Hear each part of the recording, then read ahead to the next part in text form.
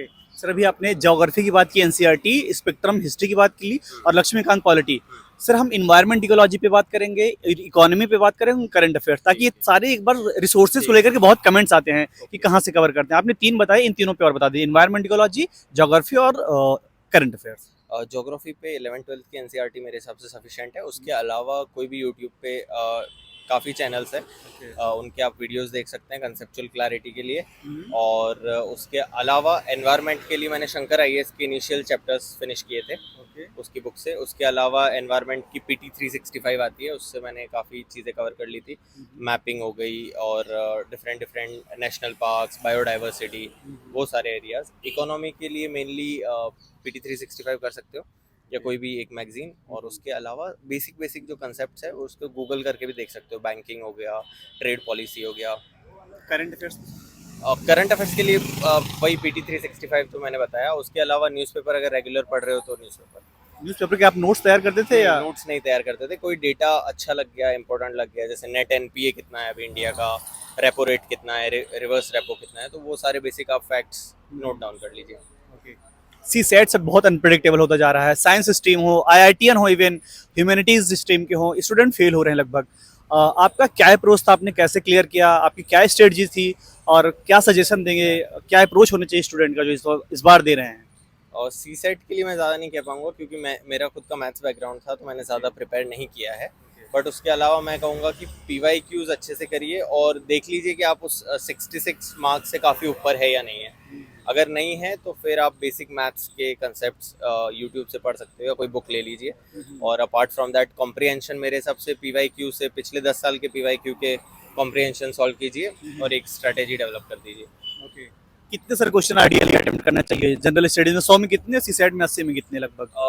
मेरे हिसाब से सी सेट में मेरे 50 में अटेम्प्ट करता था तो 45 43 सही हो जाते थे तो मेरा हो जाता था।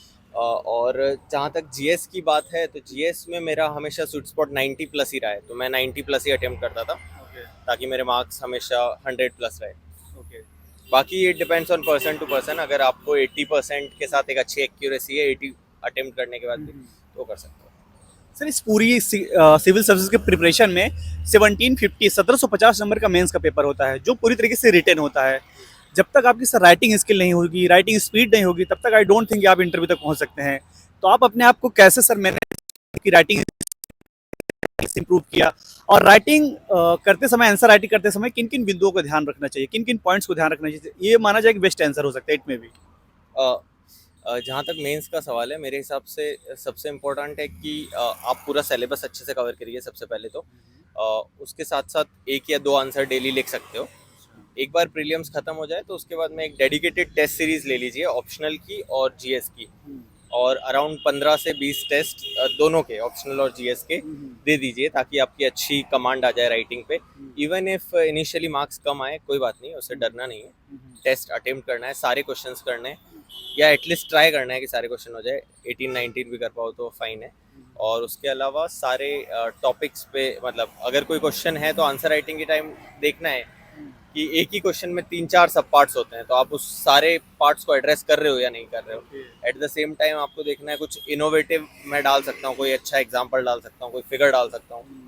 तो ये स्ट्रैटेजी मेनली काम करेगी। ओके सर, जो एग्जाम अभी 26 में, अगर मान लीजिए मुझे 2026 का देना है आईएएस का, 25 में मुझे कोई नहीं है, मेरा अभी एक साल है, मेरे एक साल का क्या अप्रोच होनी चाहिए पढ़ने का, और मैं अभी मुझे कुछ पता नहीं है तैयारी करने का, क्या आप सलाह देंगे ऐसे स्टूडेंट को जो 2026 या 27 में एग्जाम देना चाहते हैं?